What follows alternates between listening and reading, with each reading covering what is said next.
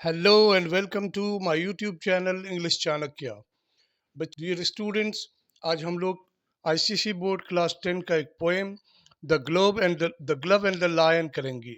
इस पोएम को लिखा है पोएट ली हंट ने। इस पोएम में एक किंग है, किंग का नाम है किंग फ्रांसिस। ये जो किंग फ्रांसिस हैं, इन्हें शेरों की लड़ाई देखने में बड़ा मजा आता है। जब शेर लोग आपस में युद्ध करते हैं, लड़ाई करते हैं, खून खराबा होता है, चिल्ला चिल्ली होता है, शोर शराबा होता है, तो शेरों की खतरनाक लड़ाई देखने का इनको बड़ा शौक है। आइए सीधा पोएम पे आते हैं। King Francis was a hearty king and loved a royal sport. इसका मतलब किंग फ्रांसिस एक हार्टी किंग थे। हार्टी किंग का मतलब होता है बड़े दिल वाला, उदार व्यक्ति। किंग फ्रांसिस एक बड़े दिल वाला उदार किंग थे और he loved a royal sport. Royal sport हो गया शेरों की लड़ाई। इन्हें शेरों की लड़ाई देखने का बड़ा शौक था।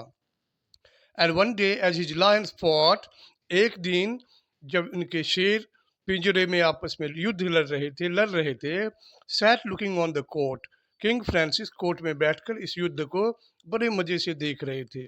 The nobles filled the benches and the ladies in their pride. Nobles हो गए इनके दरबारी लोग। तो किंग के जितने भी दरबारी लोग थे, मिनिस्टर्स लोग थे, वो सभी बेंचेज पे जहाँ तहाँ अपनी अपनी जगह पे बैठे हुए खेल को देख रहे थे। और रॉयल लेडीज, किंग के जितने भी फ्रेंड्स और रिलेटिव्स थे, उनकी वाइफ्स, वो लोग भी बड़े गर्व से इस लायंस के युद्ध को, शेरों की लड़ाई को ध्यान से देख रहे थे। And amongst them sat the Count de Lorge, with one of whom he sighed. And among them sighed the Count de Lorge.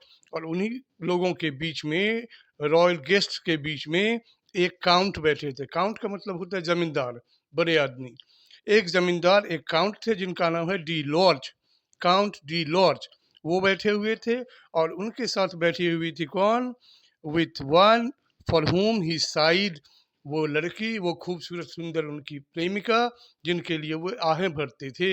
मतलब जिस लड़की को वो प्यार करते थे, कौन? Count D Lord. और उनकी प्रेमिका भी बैठकर ये शेरों की लड़ाई देख रहे थे। And truly it was a gallant thing to see that crowning show, valor and love and a king above and the royal beast below। बोल रहे हैं कि पोइट कहना चाहते हैं कि शेरों की इस लड़ाई को देखना बहुत हिम्मत का बात है, क्योंकि इसमें बहुत खून खराबा होता है, बड़ी भयंकर युद्ध होती है। तो इसको देखना, it was gallant thing to see that crowning show, इस युद्ध को देखना बड़ी हिम्मत का काम था। वैलर एंड लव, इस युद्ध में क्या सब था? बहादुरी भी था, प्यार भी था। And king above and the royal beast below, लोग शेरों की इस बहादुरी की लड़ाई को ध्यान से देख रहे थे। और प्यार करने वाले प्रेमी प्रेमिका भी यहाँ पर बैठ करके इस युद्ध का मजा ले रहे थे। और ऊपर में स्टैंड में किंग बैठे हुए थे, उनके दरबारी लोग बैठे हुए थे, और पिंजरे में शेर लोग आपस में भयंकर युद्ध कर रहे थे। Ramped and roared the lions with horrid laughing जॉर्ज। और शेर लोग आपस में जब युद्ध कर रहे थे, तो एक दूसरे पे रैम्प्ड एंड रोड द लायंस, एक दूसरे पे बड़ी जोर जोर से गुर्रा रहे थे, जोर जोर से दहाड़ रहे थे, और मुंह फाड़ के ऐसे अटैक करते थे जिससे उनकी सारी दांत दिख रही है। ऐसा लग रहा है कि वो जोर से हंस रहे हैं, लेकिन एक्चुअली वो हंस नहीं रहे हैं, बल्कि एक दूसरे पे खतरनाक ढंग से अपने जॉज को फाड़ के अटैक कर रहे हैं। दे bit, they glared, gave blows like beams, a wind went with their paws। वो एक दूसरे को काट रहे हैं, एक दूसरे पे दहाड़ रहे हैं, और एक दूसरे पे अटैक कर रहे हैं, ब्लोज लाइक बीम। और जब उनके पंजे वो एक दूसरे पे चलाते हैं अपने पंजे को, तो उन पंजों में से एक हवा का झोंका सा निकलता है, इतना तेजी से वो पंजा चलाते हैं। With wallowing might and stifled roar they rolled on one another, पूरी ताकत से, वेलोइंग माइट, अपनी पूरी शक्ति से, और एक दूसरे के ऊपर दहाड़ते हुए वे कभी एक दूसरे पे गिरते हैं, कभी एक दूसरे को पटकते हैं, कभी एक दूसरे को काटते हैं। till all the pit with sand and mane was in a thunderous smooth। और पिट यहाँ पे है शेरों का वो पिंजरा, उस पिंजरे में चारों तरफ बालू उड़ रहा है। सैंड का पिट था, नीचे में सैंड रखा हुआ है जिसपे वो लोग लड़ रहे हैं। तो या तो बालू उड़ रहे थे, या शेरों के मेन उड़ रहे थे। मेन क्या होता है मालूम है? शेरों के कंधे पे जो बड़े बड़े बाल होते हैं, उसको बोलते हैं मेन। बालू और उसके मेन एक हवा में उड़ रहे थे। The bloody foam above the bars came whisking through the air. और एक दूसरे को जो काट रहे हैं, पीट रहे हैं, मार रहे हैं, इससे क्या होता है, खून के फव्वारे लोहे के बने पिंजरों पे आकर के उड़ रहे हैं। सेंट फ्रांसिस देन, तब राजा ने इस भयंकर शेरों के युद्ध को देखते हुए कहा, फेथ जेंटलमैन, विश्वास करो मेरे प्यारे दोस्तों, we are better here than there, ये तो अच्छा है कि हम लोग पिंजरे के बाहर यहाँ हैं।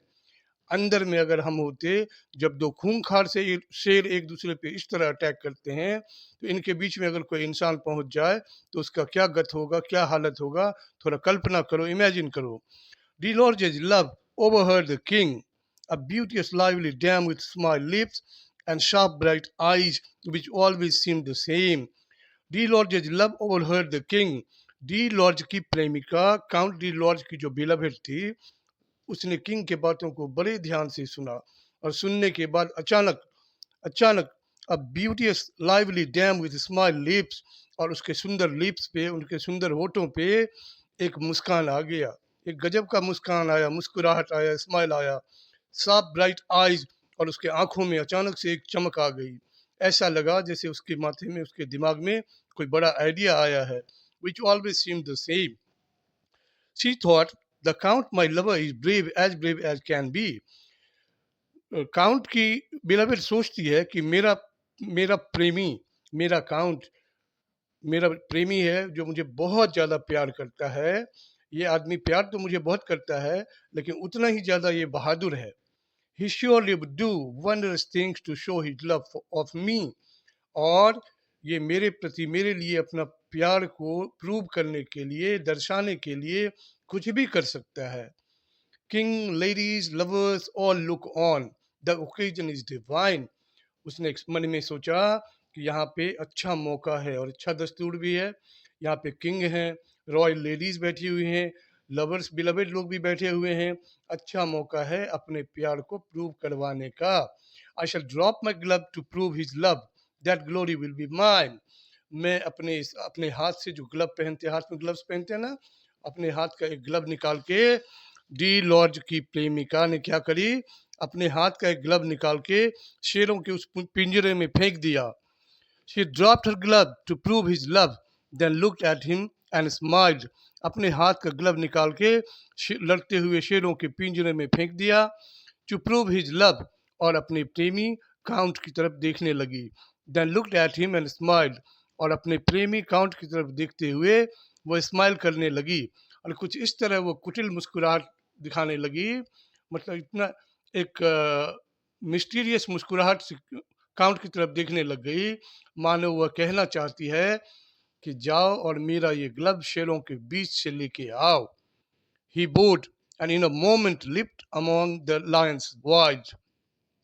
और काउंट ने क्या किया, काउंट ने भी बिल्कुल देर नहीं किया, एक मिनट के अंदर, इन अ मोमेंट, कुछ क्षण के अंदर ही बोर्ड इन अ मोमेंट, उसने अपने प्रेमिका, अपने बिलवेड की तरफ सर नीचे करके उसको सल्यूट किया, जैसी आपकी आज्ञा वाला सेंस में उसको सल्यूट किया, और एक मिनट के अंदर लड़ते हुए शेरों के पिंजरे में कूद गया।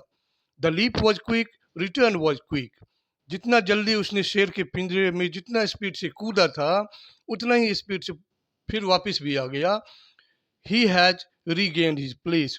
और उतना, जितना स्पीड से शेर के पिंजरे में कूदा, उतना ही बिजली की स्पीड से तेजी से वो लौट के अपने जगह पे आ गया, पिंजरे से बाहर, और अपने जगह पे पहुंच गया।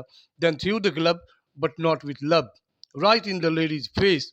और उसके ग्लव को जो अपने साथ लाया था शेर के पिंजरे से, अपने बिलवेड के ग्लव को उसने उसके मुंह पे देके मारा।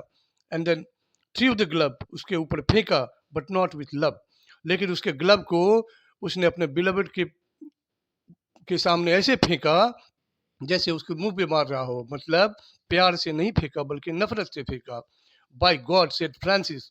और ये सब देखकर राजा किंग फ्रांसिस ने कहा, हे भगवान, राइटली डन, कैसे ये किया, शेरों के बीच से बच के कैसे ग्लव लेके आ गया। लेकिन अंत में उसने जो भी किया, ग्लव को जो बिलवेड के ऊपर दे के मारा, राइटली डन, इसने ये बिल्कुल ठीक किया। And he rose from where he sat. और सबसे आश्चर्य की बात यह है कि राजा भी उसके बहादुरी का तारीफ करने के लिए उठ के खड़े हो गए और उसका मतलब काउंट का प्रशंसा करने लगे, उसकी बड़ाई करने लगे।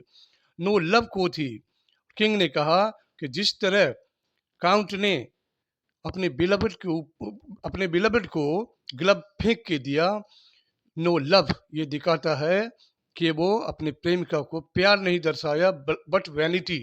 वैनिटी का मतलब होता है बच्चों आत्मसम्मान। आत्मसम्मान क्या? Self respect. उसने जो अपनी प्रेमिका को ग्लब दे के उसके उसके ऊपर फेंक के मारा, मतलब उसको दिया, तो कुछ इस तरह दिया जिसमें प्यार नहीं था, बल्कि वो नफरत दिखा रहा था। नफरत इसलिए कि लव को टेस्ट करने का बहुत तरीका हो सकता है, लेकिन जान के साथ खेल कर ये तो गलत है ना। इसलिए उसने काउंट ने जो अपने बिलवेड का क्लब उसको वापस किया, उस प्यार से उसको वापस नहीं किया, बल्कि उसको फेंक के दिया। ये लो, कुछ इस तरह कि जैसे वो बताना चाह रहे हो कि प्यार अपनी जगह है और सेल्फ रेस्पेक्ट अपनी जगह है। मतलब इस पोएम का सेंट्रल मैसेज भी यही है कि प्यार का अपना स्थान होता है और सेल्फ रेस्पेक्ट का, आत्मसम्मान का अपना स्थान होता है। नो लव को थी but vanity sets love a task like that.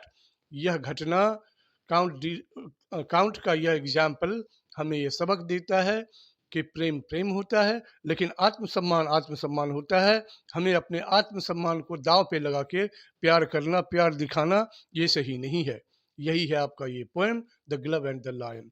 दोस्तों, ये वीडियो तो यहाँ ख़त्म हो गया, लेकिन जाने से पहले आपको एक बात बोलना चाहता हूँ।